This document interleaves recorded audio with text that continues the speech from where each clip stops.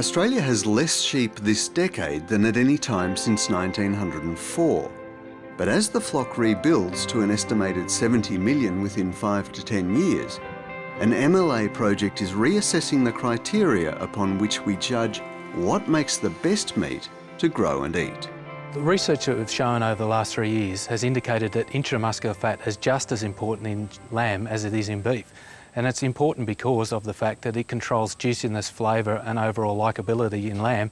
Beef producers are familiar with incentivised MSA grading criteria, but in lamb production, yield has long been the main goal of the producer. There are signs, though, that market tastes are changing. So the incentive for producers to deliver lean meat yield to the market comes from the fact that consumers want to eat lean lamb. Here at North Viaduct in Western Victoria, Tony Fleetwood's focused on producing consistently high eating quality lamb. It's a market-driven approach tailored to the needs and desires of an increasingly well-educated consumer. It's early days, and the reason this is being set up is we're AIing 600 ewes using 8 sire groups. There's 4 negatives, 4 positives, and we're going to follow them through to the meatworks, and they're actually going to dissect the carcasses. And look, I'm fascinated and really interested to see what's going to happen. Tony supplies directly to Coles. On his 770 hectares, he feedlot finishes 8,000 lambs a year with self-replacing Coopworth-based ewes and Pole Dorset rams. I love information. I love getting figures back, information and monitoring where I'm going and where I want to go. I mean, I get my carcass weights back, and I'm hoping with this, I can find out yield. I love them to be scanned and get eye muscle. So any information I can get better just helps me produce a better product.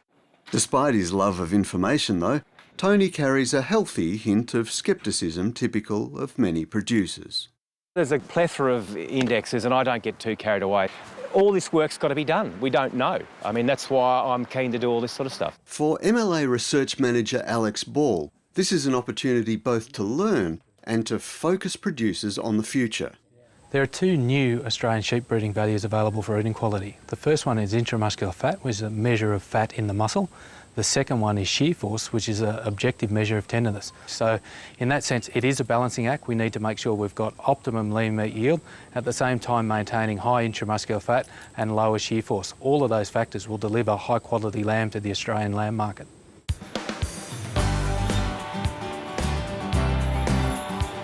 It's here in processing that we see the benefits of all the theory and hard work. This is an ideal carcass with a fat score of 3. You can see over the primal muscles there's just enough coverage to ensure against cold shortening and the toughening that comes with that. Then down over the loin and into the racks, there's good coverage that gives us that juicy tenderness without it looking too fat on the plate. JBS Australia is the processor involved in the trials, and Farm Assurance and Livestock Supply Chain Manager Mark Ingalls sees a need for increased consistency of product. Lean meat yield is very important to processors. However, it's with some disappointment that in years of tight supply, it's probably the first thing that's overlooked. And with a high Aussie dollar and tough market conditions internationally, we need a consistent, high-quality product to keep us in markets and secure ongoing repeat business. Last few months, we've rolled out GR measurement across all our plants, and then we hope to actually then link it up with livestock data link to be able to get that information flow back to producers. That'll allow farmers to understand when they've reached their optimal weight and their optimal fat score for each type of animal they actually produce. MLA aims to take this feedback a step or 2 further as a result of the 3-year trial and further honing of eating quality breeding values. Producers with the new eating quality breeding values that we're releasing need to ensure that they've got the right balance between weight, fat and muscle that they've traditionally had for the last several years, together with the new intramuscular fat and shear force breeding values.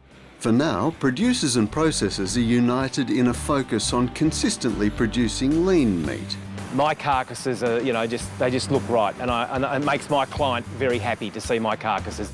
But for specific objective targets around other eating quality guidelines and incentives to use new breeding values, it's a matter of watch this space.